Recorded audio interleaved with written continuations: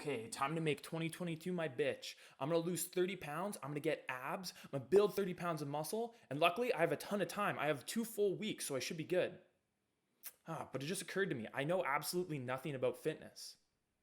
Oh, I know, I'll go on TikTok. I've actually heard that a disjointed series of out of context tips is the best way of learning anything. Nice. Yes, TikTok, an app created because if a Gen Z or millennial watches anything over about 60 seconds, their brain will literally hemorrhage. And as one of the oldest members of Gen Z, it's my responsibility to shepherd my audience into the promised land that is TikTok fitness. So we're gonna go over some of the highlights of TikTok fitness. Should probably say lowlights, but you get the idea.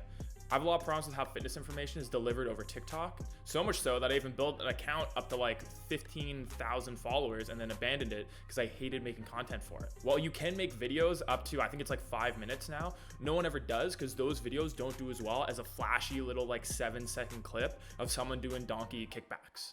So let's get right into why TikTok fitness is the absolute worst. So let's start off. Here's a great example of why TikTok fitness is just a complete waste of time, along with being a terrible source of information. Okay, yeah, I do want to get jacked. I want to get lean, just like you. You look good. Okay, follow for more information. So I've already wasted 7 seconds and gotten nothing out of it, but you know, sunken cost fallacy. I gotta keep following. I've already invested some time, so let's see what else he's got. Okay, yeah, I'm back. I do want to grow my chest. This guy's looking juicy. I want to be just like him. But apparently, I have to not bench press. 12 reps on the bench press for 4 sets, just not going to do it. So I think that's one of the things that really annoys me about TikTok fitness information is that they pretend that there's some like secret sauce to getting jacked where like, oh, it's you're not getting jacked because you're doing sets of 12 on the bench press, where really if you do sets of 15 or sets of 5, that's going to get you really jacked. Or most of the time, if you're working out consistently and you're not getting jacked, it's usually because you're not working at appropriate intensity, you're not recovering properly, not eating right, or you're just fucking partying every weekend, drinking all the time. Don't drink, kids. It'll make you small. Okay, hell yeah. For me, it's cutting season, so this is the perfect video. So while I'm not bench pressing to get a chest, let's see what I should be doing to get some sweet abs like this guy. If you're serious about getting abs, this is my go-to routine, and it's the only one you'll ever need. I do this routine every day. Start with 2 30-second sets of leg drops, then 2 30-second sets of single leg reverse lunges, then 2 30-second sets of Suki's twist punches, then 2 30-second sets of seated slitters, then 2 30-second sets of mountain climber twists, then 2 more 30-second sets of Suki's crunch twists, then 2 30-second sets of flutter kicks. If you want to know how to shred it without anybody, I'll check the link in the bio. All for one sitting, that's your Yeah, so clearly he has abs, so we should listen to him because that's really the only thing that matters on TikTok for fitness is if you're jacked, you know, whether or not, you know, let's not even call into question whether or not they're natural, but if you're jacked, you obviously know what you're doing, so we should listen to him. But unfortunately, this is obviously bullshit. As we all know, if you have too much body fat, your abs just aren't going to show through. You can build them up to make them pop a little bit more, but thinking that doing this ab routine every single day is going to get you abs is just ridiculous. This guy would have abs because he's so lean, whether or not he worked abs at all. So far in our journey to getting jacked, we have to not do bench and then do like 30 sets of abs every single day. Simple enough, but I want to burn some calories. You know, I want to learn to lean down a little bit. So who's better to go to than my boy V-Shred? I believe Vincent Shred is his name, to get nice and lean. Let's see what he has to say. Quick fat burning tip for you. Use EPOC. What is EPOC? EPOC is excess post-oxygen consumption. What is It's actually small. I'm just nitpicking here. It's actually excess post-exercise oxygen consumption. Sorry, Vincent. means is that basically after you work out, you have consumed all your body's oxygen. You've used up all your body's oxygen. And so it's depleted. And so you burn calories while you're doing this. And my favorite way to do this is with HIIT workouts. Say for high intensity interval training, it's just short intervals of max intensity followed by short intervals of rest. And then what's cool is after you do this, because your oxygen is depleted, your body goes into overdrive trying to replenish these oxygen stores, and it burns calories the entire time it takes to do that, which can take up to 72 hours. So for 3 days after your workout, you're still burning calories from that workout. So you don't deplete all your body's oxygen. I think you would die if that happened. You just put yourself into an oxygen debt. You essentially are borrowing oxygen from your skeletal muscles and from your organs to fuel your workout, and then it's paid back later on. And that's the idea with that afterburn effect, is that you'll burn more calories as your body works to repay that oxygen debt. Unfortunately, in reality, this only accounts for a very small amount of calories burnt, the same as like a small handful of almonds or something like that. So it's not actually going to get you shredded. HIIT workouts can really help, but if your diet's out of whack, doing a bunch of this, EPOC HIIT stuff, it's not going to do it. And again, You know, he's got all the proof he needs right on his body. Look at those capped shoulders. Look at the pecs. He's got some abs popping out. On TikTok, that's all you need. That's the whole resume. Fuck a PhD. He's got an 8-pack. So we've talked chest, we've talked abs, we talked a little bit of that cardio. We now got to get into the diet. So what are the diet tips that TikTok is throwing at us? Let's see. Is a work of art.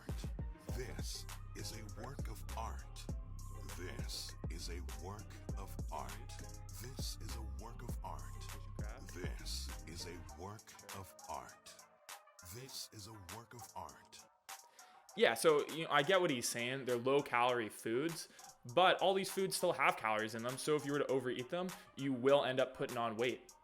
This isn't terrible advice. It's just sensationalized. If you just would have said these are good foods to eat while you cut, or you just talked about how eating protein is highly satiating, helps you maintain muscle mass as you're cutting down, that'd be fine. But instead, he's kind of just lying. It's like a little bit of a lie. So that was a good little snack of nutritional knowledge, but I need a meal. I need to know more. I'm hungry for knowledge. So let's see what she's got here. She's got like over 250,000 likes, and she lost almost 100 pounds. Let's see the foods that helped her do that.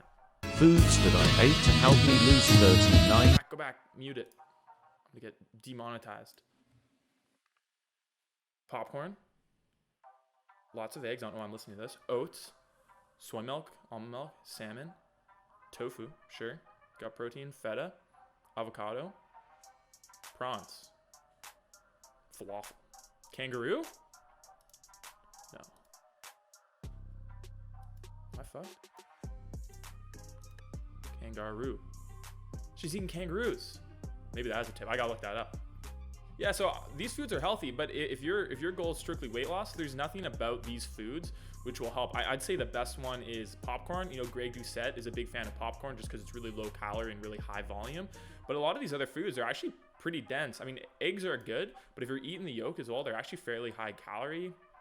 Same thing with oats. Almond milk's pretty low calorie, but salmon, feta, avocado, prawns, there's nothing about these inherently that'll help you lose weight. They're just good, healthy foods. So again, just a little bit misleading. And then she's also just eating kangaroo, which I've never heard of before, but maybe there's some sort of metabolism boosting effects. They do seem pretty agile, pretty lean, athletic. And you are what you eat, so, why not? So this one's a little 3-for-1. Exercise, fat loss, and nutrition all in one go. Let's check it out. So you got a little lemon, put it there, a little instant coffee, hot water, nice. And then it appears she's twerking, doing some sort of undulating, some sort of dance. So I had to research further on this one. Turns out if you do this, you lose 30 pounds. Not sure how, not sure in what kind of time frame, but I feel like you do this, you undulate, the weight will fall right off. It's beautiful. So all fucking around aside, the problem with TikTok fitness is that it forces creators to make this really short form content because that's the only thing that'll do well. Like I said, you can make up to 5-minute long videos, but they don't perform as well as the short little snappy, entertaining, sensational fitness tips.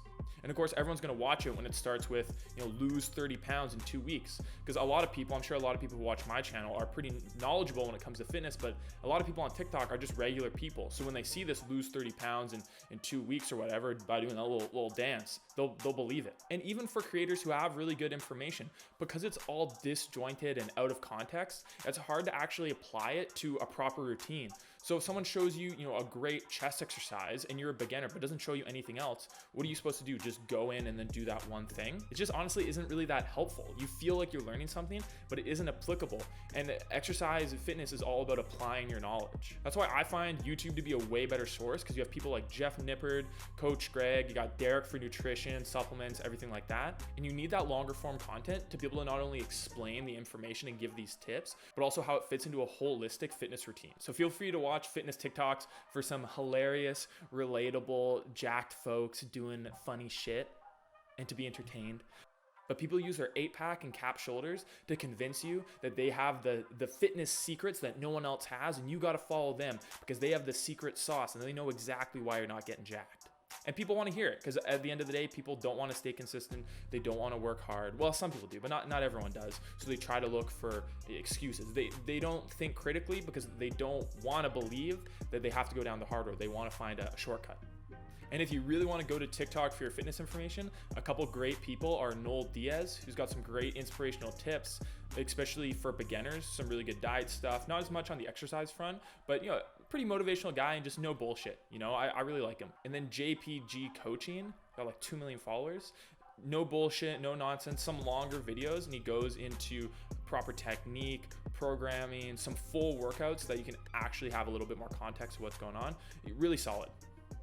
That's the video, guys. Thanks for watching. Go watch my new video on how to lose fat without losing muscle mass, and I'll see you there.